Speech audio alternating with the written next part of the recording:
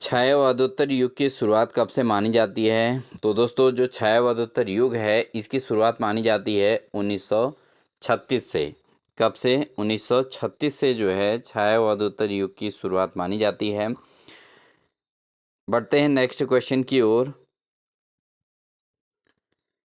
छायावादोत्तर युग के कवियों का मुख्य उद्देश्य क्या था?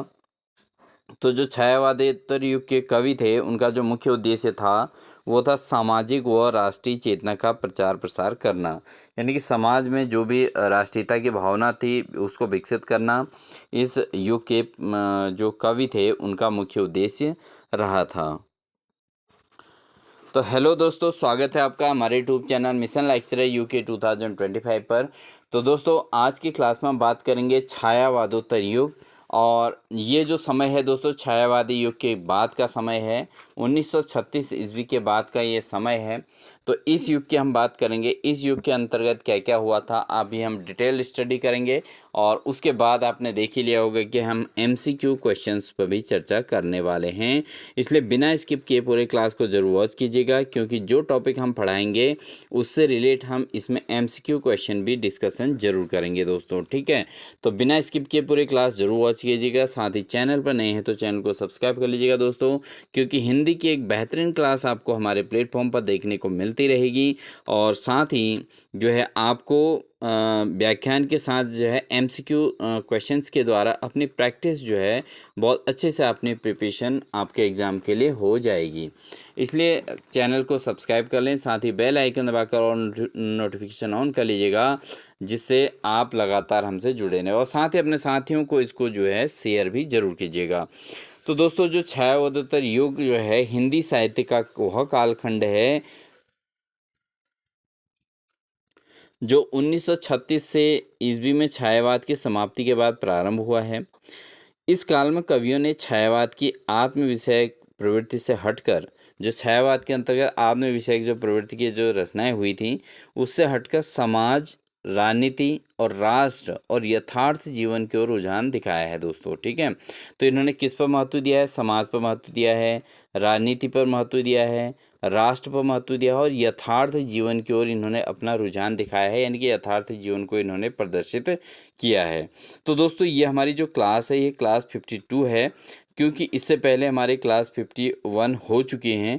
आप हमारे प्लेलिस्ट में लगातार देखते रहिए, क्योंकि आपको एक मजबूत अगर प्रिपरेशन चाहिए तो आप यहाँ तक का सिलेबस पहुँचने के लिए आपको अन्य हमारी क्लासेस भी ज़रूर देख लेनी चाहिए, ठीक है।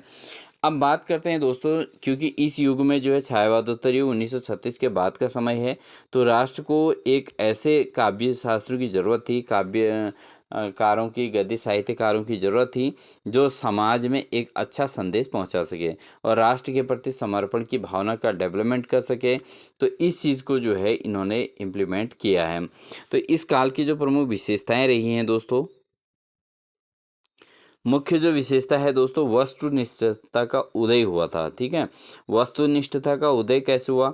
कवियों ने आत्म मंथन छोड़कर समाज और राष्ट्र के यथार्थ को अपनाया, ठीक है। उन्होंने आत्म मंथन की भावना को बंद किया और साथ ही क्या किया, समाज और राष्ट्र के को यथार्थ को अपनाते हुए अपनी रचनाओं को प्रेफरेंस दिया, ठीक है। मेन बात ये वस्तुनिष्ठता का उदय किस युग में हुआ आएगा, तो आपको पता होना चाहिए छायावादोत्तर युग में हुआ था, ठीक है।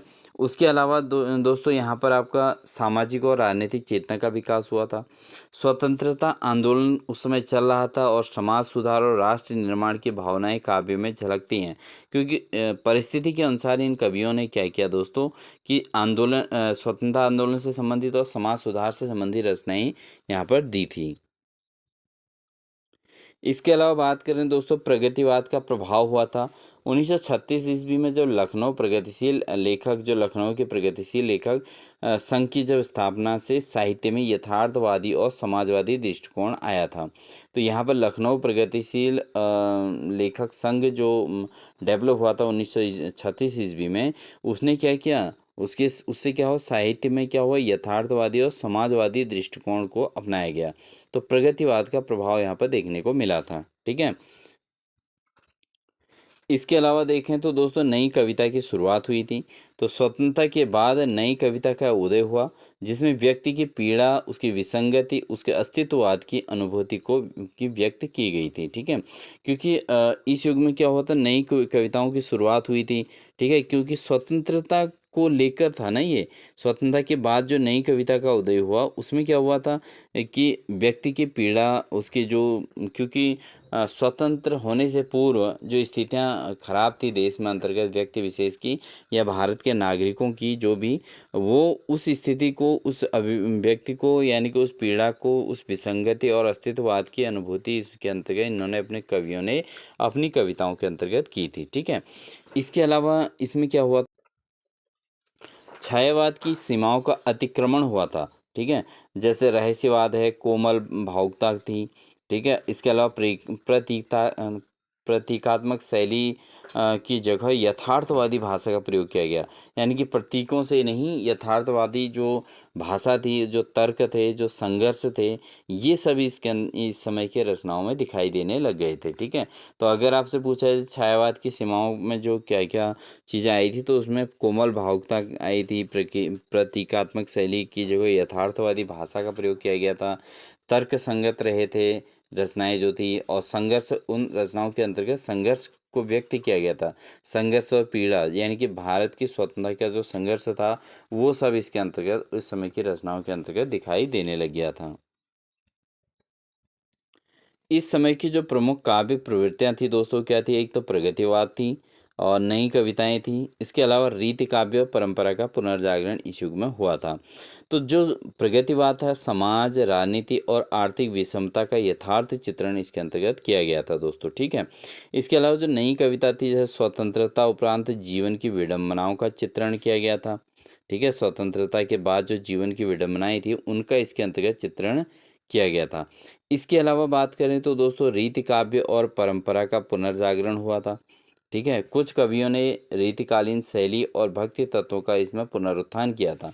तो रीतिकालीन जो काव्य था हमारा, हमने पहले पढ़ा है, रीतिकालीन काव्य आप प्लेलिस्ट में जाके देख पढ़ लीजिएगा। और साथ ही जो भक्ति काल था हमने पढ़ा है, उनको फिर से यहाँ पर पुनरुत्थान किया गया था। इनकी इस प्रकार की रचनाओं का यहाँ से फिर से जो है उनको इम्प्लीमेंट किया गया था, इनकी फिर से उनका पुनरुत्थान किया गया था दोस्तों, ठीक है? अब हम बात करते हैं कि जो छायावादोत्तर युग के जो प्रमुख कवि थे, लेखक थे, वो कौन-कौन थे? क्योंकि एग्ज़ाम में आपसे कवि और लेखकों के बारे में बहुत पूछा जाता है दोस्तों, आप इनको नोट कर लीजिएगा, ठीक है? फिर हम एमसीक्यू क्वेश्चन के थ्रू भी आपको इसको तैयार कराएँगे, करते हैं, क्योंकि हम लगातार हर टॉपिक के बाद एमसीक्यू क्वेश्चन भी ज़रूर करेंगे। अब जो प्रमुख लेखक रहे थे दोस्तों इस युग में, प्रगतिवादी धारा के, जैसे नागार्जुन हैं, ठीक है? त्रिलोचन हैं, और उसके अलावा केदारनाथ अग्रवाल हैं, दिनकर हैं। ये छायावादोत्तर युग के कवि हैं दोस्तों, ठीक है? जो प्रगतिवादी धारा को रिप्रेजेंट करते हैं, इस चीज़ का भी आप ध्यान रखना। आपसे क्वेश्चन आ सकता है कि नागार्जुन किस प्रकार की धारा को जो है अभिव्यक्त करते हैं? तो प्रगतिवादी धारा के लेखक हैं ये। कैसे हैं? प्रगतिवादी धारा के, ठीक है? इसके अलावा नई कविता धारा जो है, इसमें कौन-कौन है? जैसे अज्ञेय हैं, धर्मवीर भारती हैं, शमशेर बहादुर सिंह हैं, रघुवीर सहाय हैं। ये क्या हैं? नई कविता धारा के कवि हैं, ठीक है दोस्तों? अज्ञेय, धर्मवीर भारती, शमशेर बहादुर सिंह, रघुवीर सहाय। प्रगतिवादी धारा के नागार्जुन, त्रिलोचन, केदारनाथ अग्रवाल और दिनकर, ठीक है? इसके अलावा दोस्तों, यहाँ पर अन्य जो महत्वपूर्ण कवि हैं वो कौन हैं? ये बहुत विशेष कवि हैं दोस्तों इस युग के। हरिवंश राय बच्चन, ठीक है? इनकी अगर आप रचनाएँ देखोगे तो किताबों में इनकी रचनाएँ बहुत जगह हैं, ठीक है? छायावाद और प्रगतिवाद से जुड़े रहे ना ये, तो इन्होंने जो है पूरा अच्छे तरीके से जो है हिंदी के अंतर्गत अपनी जगह बनाई। क्योंकि काव्य की रचनाएँ इन्होंने इतनी अच्छी की हैं कि छायावाद और प्रगतिवाद दोनों युगों से संबंधित हैं। तो इनकी रचनाओं में एक अच्छा रस देखने को मिलता है। इसके अलावा रामधारी सिंह दिनकर हैं, इनको राष्ट्रकवि की उपाधि भी मिली थी, ठीक है? रामधारी सिंह दिनकर को राष्ट्रकवि के नाम से भी जाना जाता है। तो ये चीज़ आप एग्ज़ाम के दृष्टिकोण से इनको ज़रूर नोट कर लीजिएगा, इम्पोर्टेंट फैक्ट बनते हैं दोस्तों, ठीक है? किस कवि को राष्ट्रकवि के नाम से जाना जाता है? तो रामधारी सिंह दिनकर आ जाएगा। छायावाद और प्रगतिवाद से जुड़े हुए कवि कौन हैं? हरिवंश राय बच्चन हैं, ठीक है? तो इनकी तो रचनाएँ आप किताबों में लगातार पढ़ते आए हैं, ठीक है दोस्तों। तो बढ़ते हैं दोस्तों, ये तो मेन बात थी इसके अंतर्गत जो हमने पढ़ी है, जो हमने प्रमुख लेखक आपने देख लिए हैं कौन कौन प्रमुख लेखक हैं और क्या क्या इसके अंतर्गत हुआ था। तो ये चीज़ हमने इसमें डिटेल थोड़ा यहाँ पर आपको एक्सप्लेन करने का प्रयास किया है। अब हम इससे रिलेटेड एमसीक्यू क्वेश्चंस पर चर्चा करेंगे दोस्तों। तो हमारा पहला क्वेश्चन है दोस्तों, छायावदत्तर युग की शुरुआत कब से मानी जाती है। तो दोस्तों आप लगातार इनका आंसर देके 20 में से अपने कितने स्कोर कर पा रहे हैं इसको चेक कीजिएगा, क्योंकि मेन हमारा मकसद यही है कि आप जो है अच्छे तरीके से एग्ज़ाम के लिए प्रिपेयर हो जाएं। व्याख्यान हमने बता दिया कि टॉपिक का मेन उसके अंदर हुआ क्या है। ठीक है, अब हम इसके एमसीक्यू क्वेश्चन कर रहे हैं। तो एक बहुत अच्छी प्रिपरेशन आपकी हो सकती है जब आप एमसीक्यू को अपने मन से भी ट्राई करेंगे। ठीक है, अब छायावादोत्तर युग की शुरुआत कब मानी जाती है। तो ऑप्शन है 1920, 1930, 1936, 1947। तो ऑब्वियसली आप लोग समझ गए होंगे छायावादोत्तर युग की जो शुरुआत मानी जाती है वो मानी जाती है दोस्तों 1936। तो 1936 इसका आंसर हो जाएगा। ठीक है, बढ़ते हैं दोस्तों अगले क्वेश्चन की ओर। अगला क्वेश्चन है दोस्तों, छायावादोत्तर युग का प्रमुख आधार क्या है। अब जो छायावादोत्तर युग है इसका प्रमुख आधार क्या रहा है। जैसे आत्माभिव्यक्ति बिल्कुल गलत, क्योंकि ये छायावादी युग की थी दोस्तों, आपको पता होगा। रहस्यवाद भी इसमें नहीं हुआ। ठीक है, और प्रकृति चित्रण को भी इन्होंने इम्पोर्टेंस नहीं दिया था। मैंने आपको बताया था ना कि जो छायावादी युग की चीज़ें थी उनको उनको हट के इन्होंने कुछ काम किया है। तो इन्होंने सामाजिक यथार्थ को इम्पोर्टेंस दिया था। किसको दिया था, सामाजिक यथार्थ को इन्होंने महत्व दिया था। तो इस आधार पर ऑप्शन नंबर सी इसका सही आंसर हो जाएगा दोस्तों। ठीक है, तो इसको आप नोट कर लीजिएगा बहुत अच्छे तरीके से। इंपॉर्टेंट चीज़ें ही करा रहा हूँ दोस्तों, इसलिए आप बिना स्किप किए पूरी क्लास को जरूर वॉच कीजिएगा। अगला क्वेश्चन है दोस्तों, प्रगतिशील लेखक संघ की स्थापना कब और कहाँ हुई थी।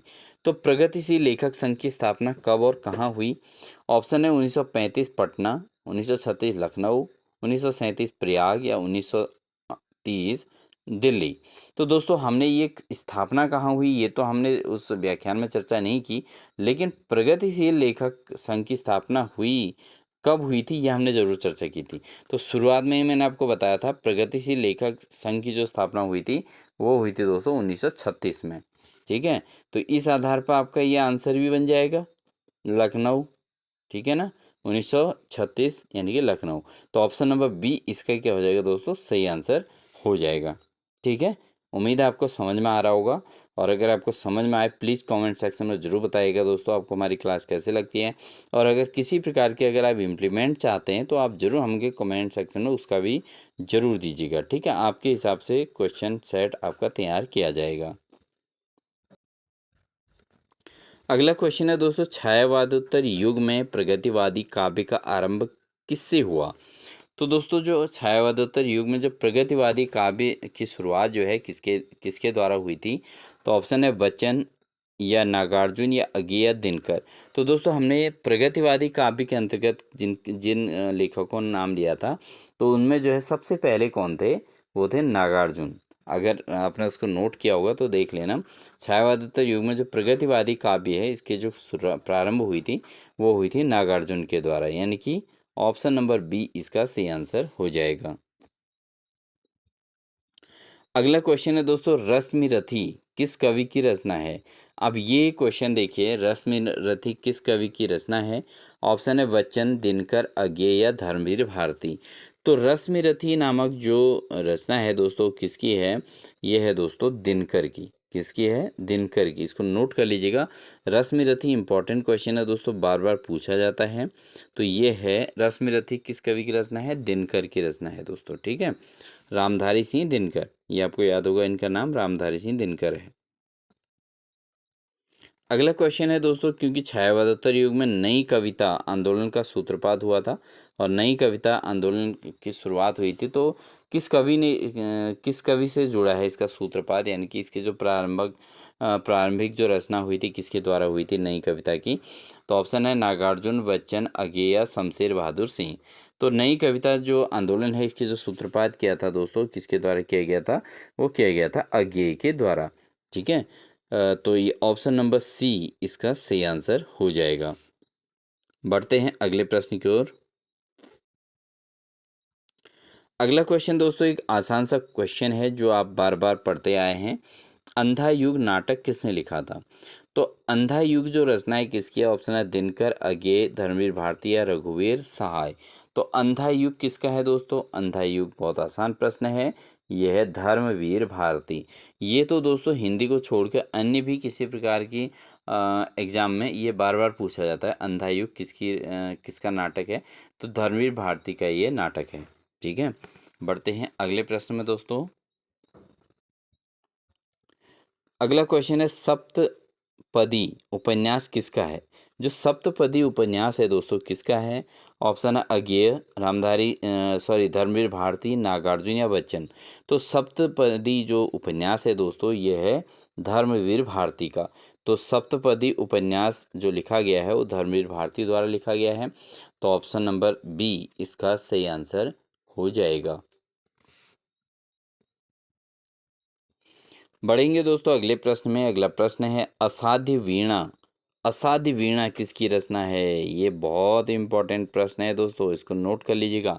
असाध्य वीणा नामक जो कृति है वो किसकी है? ऑप्शन है अगेय, बच्चन, दिनकर या त्रिलोचन। तो जो असाध्य वीणा जो कृति है दोस्तों ये है अगेय की। किसकी रचना है ये? अगेय की रचना है असाध्य वीणा। इसलिए ऑप्शन नंबर ए इसका सही आंसर हो जाएगा। अगला क्वेश्चन है दोस्तों तरुण की वाणी। तरुण की वाणी ये किसकी रचना है? तरुण की वाणी जो रचना है दोस्तों किसकी है? ऑप्शन है बच्चन, दिनकर, त्रिलोचन या नागार्जुन। तो तरुण की वाणी नामक जो रचना है दोस्तों ये किसकी है? ये है रामधारी सिंह दिनकर की। ठीक है, तो ऑप्शन नंबर बी इसका सही आंसर हो जाएगा। तरुण की वाणी जो रचना है ये किसकी है? रामधारी सिंह दिनकर की ये रचना है। और ये आपके एग्जाम के लिए बहुत ज़्यादा इम्पोर्टेंट है दोस्तों। ठीक है, अगला क्वेश्चन है दोस्तों छायावादोत्तर युग में कौन सी प्रवृत्ति प्रमुख नहीं है? अब अगर हम छायावादोत्तर युग की बात करें तो कौन सी प्रवृत्ति जो है प्रमुख नहीं है? ऑप्शन है प्रगतिवाद, नई कविता, रहस्यवाद या प्रयोगवाद। तो छायावादोत्तर युग की जो प्रवृत्ति नहीं है पूछा गया दोस्तों, मेन पॉइंट तो नहीं है। तो यहाँ पर जो है रहस्यवाद इसकी प्रमुख प्रवृत्ति के अंतर्गत नहीं आता। बाकी छायावादोत्तर युग में प्रगतिवाद भी है, नई कविता भी है और प्रयोगवाद भी है। तो ये तीनों प्रकार की प्रवृत्तियां इस युग में रही हैं, लेकिन रहस्यवाद इस युग की प्रवृत्ति के अंतर्गत नहीं आता है। बिल्कुल इम्पोर्टेंट है और आप इसको नोट कर लीजिएगा। अगला क्वेश्चन है दोस्तों कुरुक्षेत्र महाकाव्य किसने लिखा है? अब कुरुक्षेत्र नामक जो महाकाव्य है वो किसका है? ऑप्शन है दिनकर, बच्चन, अज्ञेय या नागार्जुन। तो जो कुरुक्षेत्र लिखा है दोस्तों ये लिखा गया है रामधारी सिंह दिनकर द्वारा। तो रामधारी सिंह दिनकर का महाकाव्य है दोस्तों कुरुक्षेत्र। ठीक है, तो ऑप्शन नंबर ए इसका सही आंसर हो जाएगा।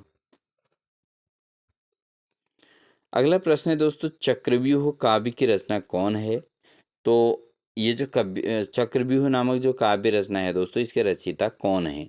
ये पूछा गया है कि रचयिता कौन है, मतलब किसके द्वारा इसको कंपोज किया गया है। तो ये जो काव्य है दोस्तों नागार्जुन, अगेय, त्रिलोचन या वचन। तो यहाँ पर दोस्तों जो चक्रव्यूह काव्य के रचयिता हैं आप तो इसका सही आंसर कर चुके होंगे। तो ये है अगेय की। ठीक है, तो अगेय की रचना है चक्रव्यूह।